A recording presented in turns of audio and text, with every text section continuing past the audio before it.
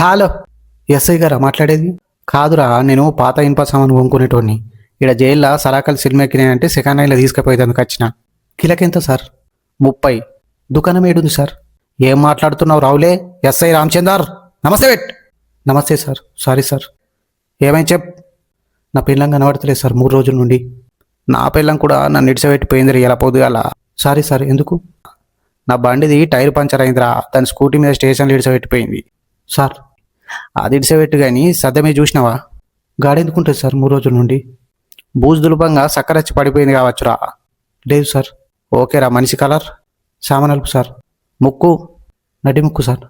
చెవులు? తప్ప చెవులు. మెడకాయ? కనిపించదు సార్, మనిషి దుడ్డు ఉంటుంది కదా. ఓకేరా. సేమ్ కావాలనా? అట్లా కూడా ఉంటుందా సార్?